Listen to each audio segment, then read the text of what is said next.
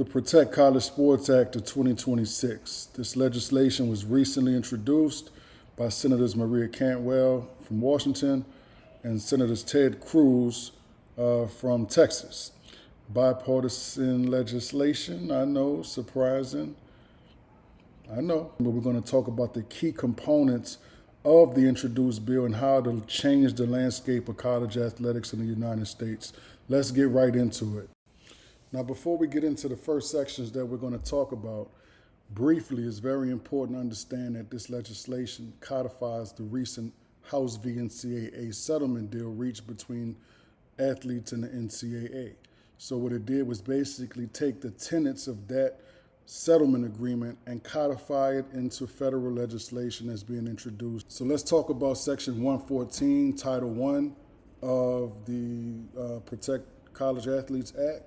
114 references the revenue share cap, and basically, as of now, the schools have to, at a maximum amount of $20.5 million per year, is the amount of revenues that each school can share with the athletes per school per year. So if LSU made $100 million for the football season next year, out of that $100 million, up to a maximum cap of $20.5 million can be shared with the athletes, right? That number is subject to being adjusted for only one reason, and that's for inflation. So as time goes on, that number kind of will creep up a little bit just to keep up with inflation.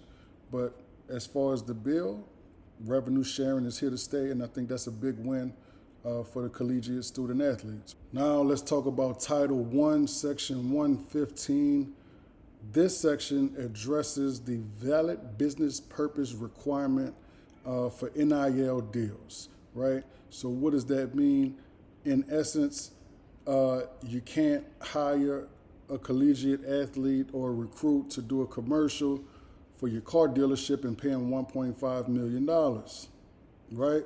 Unless you're paying every person that does a commercial for your car dealership $1.5 million. What a lot of schools and a lot of businesses have been doing recently is abusing the NIL caps and the reporting requirements by paying them through odd jobs or odd, appearances they would make on behalf of the company and paying them way more than what they should get paid as a way to kind of disguise the payments. Yeah.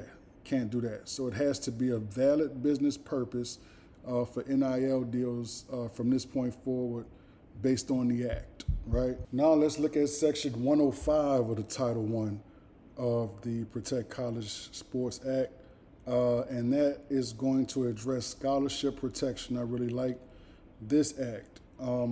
What Section 105 says is that an institution cannot reduce or revoke a student athlete scholarship based on athletic performance, injury, or roster management decisions, right? That's one of the parts of Section 105. The second part, which I think is a big deal and is going to help a lot of athletes that don't make it to that next level, is athletes who within the last 10 years who have no more eligibility left to play sports, but they did not obtain their degree, right? They would have the right to come back to the school and be under that same scholarship structure that they were in previously and obtain their degree. So, for an example, I'm a senior in 2026. I'm finished my eligibility for sports, but I have 2 years till I get my degree, right? Well, all the way up until 2036, I have the right to go back to the institution. And if I was on a full scholarship, I'll have a full scholarship when I go back. If I was on a partial scholarship, I'll have that same partial scholarship when I go back. And that's for up to 10 years subsequent to the student athlete's eligibility. So I think that's a big deal. It's going to help a lot of student athletes to get their scholarship even after they finish playing sports. And I really like this section of the act, right? Now let's briefly talk about Section 111 of Title I, and that is going to cover governance reform. This is one of my favorite, right? Governance reform, which is Section 111, this covers or it mandates that at least 1/3 of all governing board seats, board of directors, rulemaking committees, that current student athletes or former student athletes who graduated within the past 10 years make up at least 1/3 of those boards. That's big, right? So all of the boards, your rulemaking committees, the board of directors for the NCAA, all of these boards, they have to be at least comprised at least of 1/3 of student athletes or former student athletes who have graduated within the past 10 years. I think that's a big win for student athletes moving forward. And let me know what you guys think about that one, but I like it, right? Now let's talk about the next section. That's section 112 of Title I. And section 112 of Title I addresses transfer rules, right? And so what it says or what it implies about transfer rules in the legislation is first transfer by a student athlete, no loss of eligibility. You're good. It's just like it is now, just like it was last year. On your second transfer, got to sit out for 1 year, right?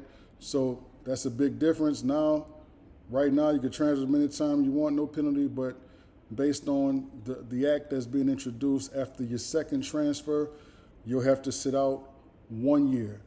The other, component of this section is that there are reasons for additional penalty-free transfers, and those reasons are if a head coach departs. If you're at a school, you're a collegiate athlete, your head coach departs from the school and leaves for whatever reason, then even if it's your second or third transfer, then that's an exception to then transfer to another school without having to sit out, right? Another exception is if the sport is discontinued, if the school discontinues that athletic program, you have the right to transfer without any having to sit out or any penalty.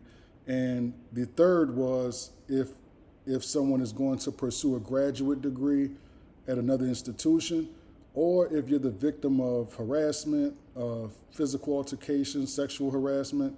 These all comprise of reasons as to why you would have an exception or a penalty-free transfer if you are subject to these things. So,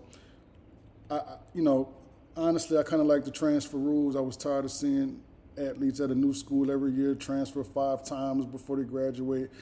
I did think they need to have some type of handle on that, Let me know what you guys think, but, I like it. I think it's fair. Title I, Section 106. Love this section. This is about medical coverage. The act requires that collegiate institutions cover all out-of-pocket medical expenses for sports-related injuries, right? And for 5 years after the athlete's last competition. So, if my last game is today, even 5 years after today, all my out-of-pocket expenses for any medical treatment is covered fully by the NCAA or the institution, right? Further, the NCAA is mandated by this legislation to maintain $60 million minimum of insurance in a fund for long-term conditions such as CTE or cognitive impairment, right? So even outside of the 5 years, if collegiate athletes have some type of cognitive impairment issues or start to develop CTE, then this legislation mandates that the NCAA reserve a fund to address those situations and fund those properly as well. I think this is also a big win for the college athletes, for the student athletes. And let me know what you guys think about this one, but I like it. Title I, Section 117, recruitment and transfer window is what this addresses. And this is a real simple, straight to the point. Look, agents and other schools that want to recruit players that are already enrolled at an institution or that have already committed to a school, you have a 5-week window in which you are able to do this. Anything outside of that 5-week window would be considered a violation of Title I and will be, for all intents and purposes, a federal violation, right?